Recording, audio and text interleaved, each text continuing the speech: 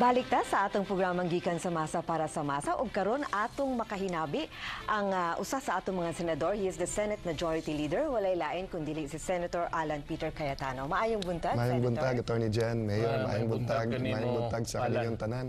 Mga kaigsuunan ko, si Senator Cayetano, si Alan Peter, modagan pag Vice Presidente sa atong nasod.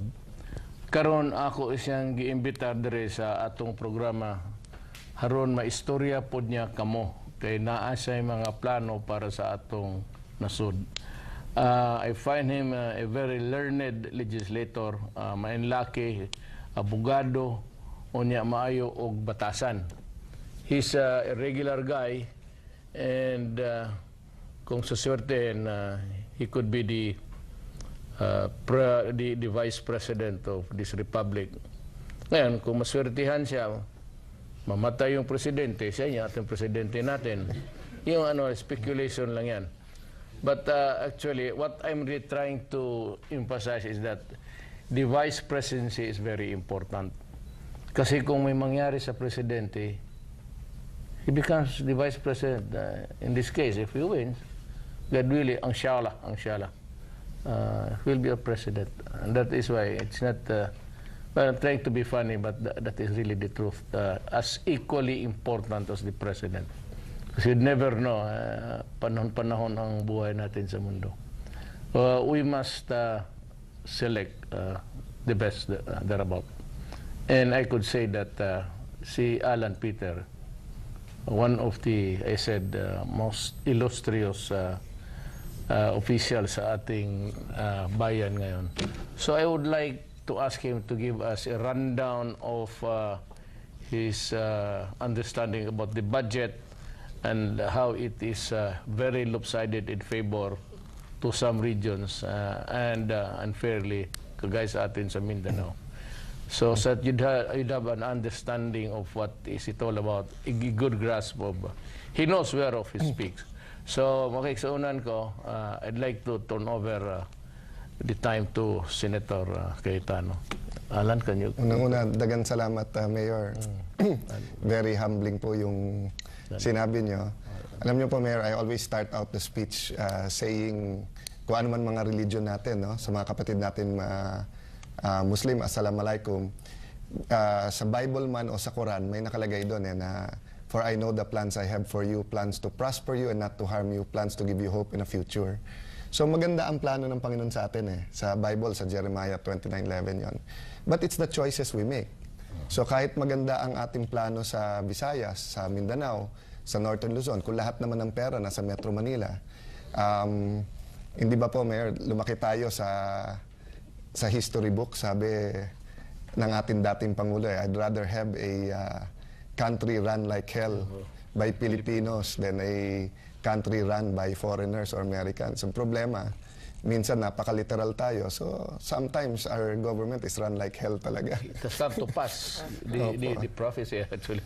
Opo. So, well, we hope to correct whatever is ailing this country in the days to come. I hope you'd make it. But maybe you can explain the budget sa ano. Siguro unang-una, Mayor, di ba? Pag malaki ang problema, extraordinary yung problema, hindi pwedeng maliit yung solusyon mo, hindi pwedeng ordinary No? So yung kahirapan, yung peace and order, yung mga dinidiscuss nyo sa show nyo, Attorney Jen, no? Linggo-linggo to, and congratulations po pala. 16 years na po pala ang Gikan sa Masa. Sana naman po maging national para marinig din yung mga solusyon nyo dito sa Davao, abroad. No? You know, the rules are always in favor of the rich, the powerful, and Metro Manila. Correct. So if you see po yung may hinanda kaming slide, ito po nanggaling, Attorney Jen, sa DBM to galing, no? Sa Department of Budget Management. Makikita mo po, 15% ng budget sa Metro Manila. Plus another 18%, dyan lang mapupunta yan sa central offices.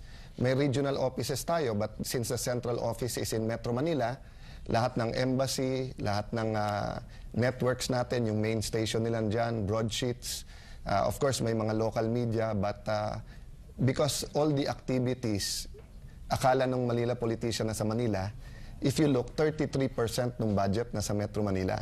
So pag sinabing baha sa Metro Manila, mahaba pila, rather than decongesting and developing other areas, ang pera Metro Manila pa rin. No? Ilan ang nakukuha, let's say, ng Region 11? 3%, 4%. 1% is 30 billion, by the way, Mayor. Kung titignan mo naman po yung isang slide, 13 out of 20 poorest provinces sa buong Pilipinas ay nasa Mindanao. Na hindi naman dapat, kasi kung titignan mo sa mineral resources, fisheries, agriculture, napakataas ng Mindanao. So, siguro, Mayor, that's why pag umiikot po kayo, pag nakikinig kayo sa tao at binabanggit niyo yung federalism, kaya may kagat ang tao dito eh.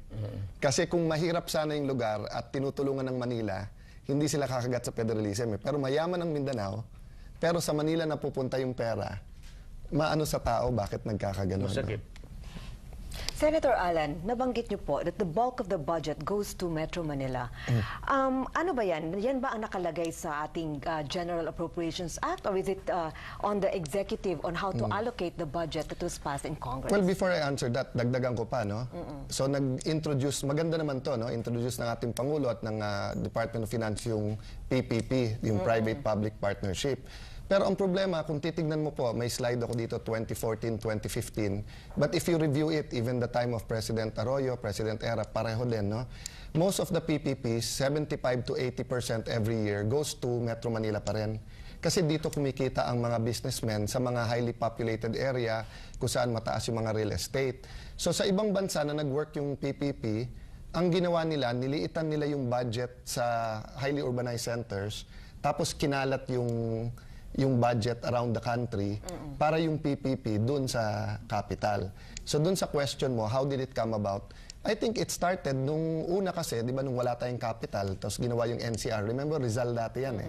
So nung ginawa yung capital na uso all over, 1960s, 1970s, 1960s, number 2 pa tayo sa Japan nun.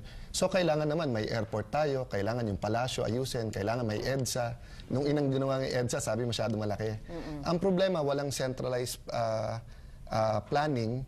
So yung over the years, hindi naisip na nung ayos na yung capital, how do you fix the other places in the country, no? Hindi rin na-predict siguro yung ang tao, mahal niya ang kanyang probinsya, mahal niya ang kanyang nayon, mahal niya ang kanyang lugar. So for example, no, ngayon, a big part of our economy comes from OFW money. But kahit saan kami punta, Mayor, sa pag-iikot, no? Punta ka ng Bohol, punta ka ng Zamboanga, punta ka ng Lawag, iisa sinasabi ng mga bata eh, Sir, sana pagka naghanap kami ng trabaho, dito na lang. Why do we have to go to Manila? Or why do we have to go to the city? Or why do we have to go abroad para makahanap ng trabaho? But what happened nga kasi, nakafocus lahat kasi tayo sa Metro Manila and then to other highly urbanized areas, no? So, no one's talking about this because it's difficult. So, like halimbawa sa Metro Manila, pag tinanong ng media, bakit baha dito, mas madaling sagutin eh, ayusin drainage. Mas madaling sagutin, bigyan mo ng 200 million yung ayusin yung drainage. Pag sinabing bakit traffic, it's easier to say, alam mo, may ginawa ngayon sa NAIA, 2.7 billion. 2 kilometers lang yon.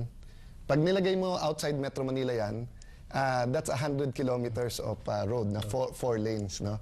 So it just became so easy dun sa Manila. And then, syempre, nandun lahat eh. Nandun ang Kongreso, nandun ang Palasyo, nandun ang DBM, nandun ang media.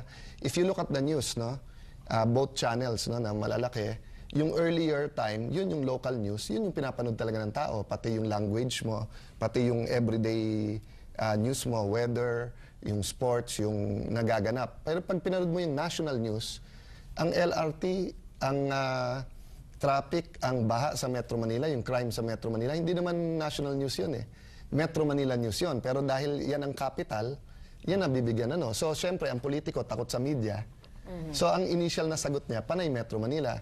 I read a article nga, sabi, bakit ang Davao may high-tech 911, CCTV is operational, and you're not even the capital, it's Metro Manila. So, that just shows you that not all the solutions are in Metro Manila. We can learn from outside Metro Manila. But how is it, Senator, that despite na ang laki ng budget, the bulk of the budget goes to Metro Manila, eh ang problema na pagkalaki-laki, andyan dyan din, like what you mentioned, the traffic at yung pagbabaha at yung state of our airports, our international airports, how is it na hindi siya nasusolusyonan up to now? And criminality and the drug. Well, kasi ayaw naman ng matapang na solusyon, ayaw naman na mabilis na aksyon eh. Ang gusto ng most politicians, ma-elect lang eh. Di ba yung performance politics sa atin, hindi masyado binibigyan ng premium. At pag meron naman magaling ang performance, hindi sa karap ko si Mayor, hindi naman nila ambisyon tumakbo. Pero yung mga may ambisyon naman tumakbo, mas meron sila, like me, no, sa dami kong nakaaway, maraming lumalaban sa akin o ayaw bumoto because I make a hard stand sa mga issues. But over time, nakakalaban ko rin yung ibang mga yon. So like in Metro Manila, once upon a time, it was a solution to build the C5, to build the EDSA. But right now, sa sobrang sikip, so katulad ngayon, so sobrang sikip, anong sagot nila?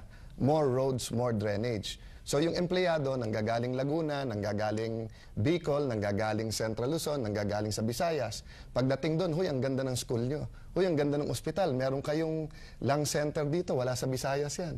Meron kayong children's hospital, wala sa Northern Luzon yan.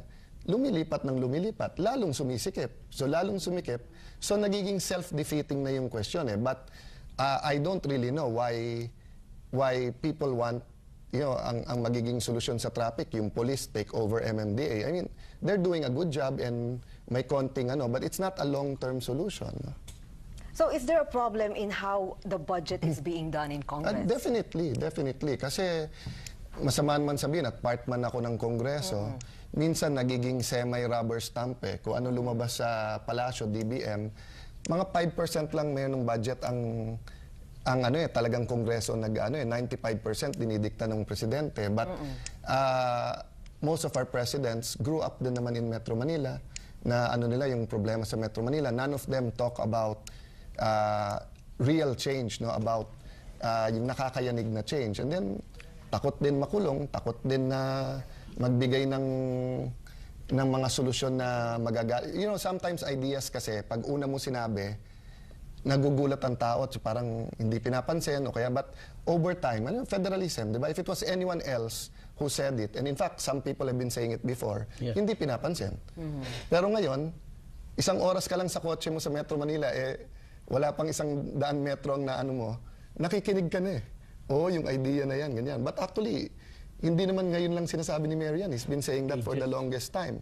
But the idea has come, That's why people realize, ba't hindi tayo nakinig, So that's why I'm thinking, ang role ko hindi lang tumakbo bilang Vice President, kung hindi itaas din yung mga issues, to ask the hard question. Sabi ko nga, hindi na uso yung Batman and Robin na President, Vice President. Batman and Superman na ang uso.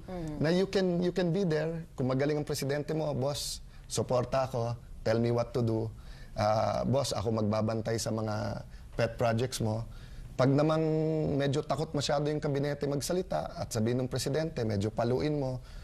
Di ba? Halimbawa, bakit ang social media at saka media ang nagsalita na pati balikbayan boxes, papakialaman ng customs? Wala ba man lang isa sa kabinete na nakatayo at nagsabing, ano ba kayo? Yan na lang ang konsuelo ng mga OFWs. So, remember, in the cabinet, it's only the president and vice president who are elected.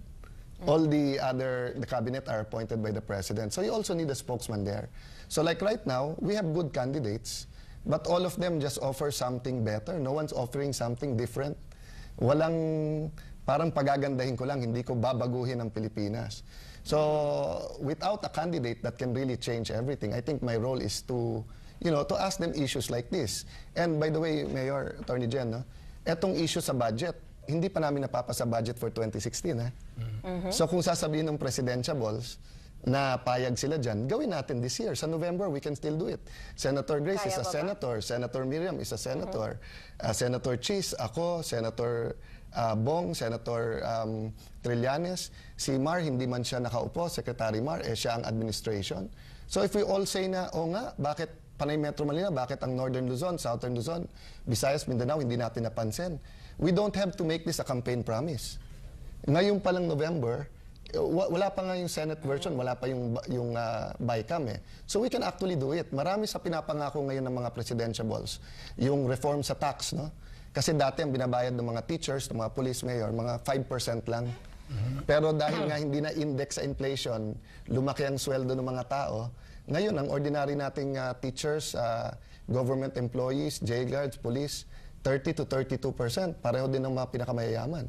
So everyone's promising na after the election, babaguhin namin yan. But we still have 7 months eh. So I guess yun yung isang appeal ng Davao style or Mayor Duterte time of action na if he thinks it's right, why wait for tomorrow? Do it tonight. No? But sa Manila, hindi ganun eh. Kung pwede mong gawin next year or next admin na natin gawin. Kaya whether you talk about the LRT, talk about the PNR, you talk about the airport mayor, it's always a problem of the next administration and not this administration. Pasa na niya. Speaking of the 2016 budget, Senator, ilang buwan na lang, magto-2016 na. So, unang-unang tanong dyan, aabot pa ba yan if you're gonna push for it to pass that law? At kung yung mga changes that you want to effect, masasali nga doon. Kasi that would mean a revision of the entire priorities ng ating gobyerno as proposed by the Executive Department. If you look at the RH bill, nahati ang mga Pilipino noon dahil very yung both sides. Pero that got through Congress. If you look at the sin tax, napakalaking mga kumpanya to and for decades may stranglehold to sa Kongreso pero nung ginusto ng President, nangyari. No, nung time ko na chairman ako nung Committee on Mass Media, naipasa namin yung Freedom of Information hanggang BICAM. Hindi lang nagka-quorum sa lower house. So ang aking experience, Attorney Gen, Mayor, kung gusto, kaya. Kung hindi, lahat ng palusot nandyan. But 7 months is not a short period. Napakatagal pa niyan. So you have enough time? More than enough time. Kasi pag yan sinabing urgent, sinabi ng Pangulo, gusto ko yan, sinabi ng mga partido gusto, ilan meetings lang yan eh. Tapos mabilis na yan. Remember, these bills are not controversial.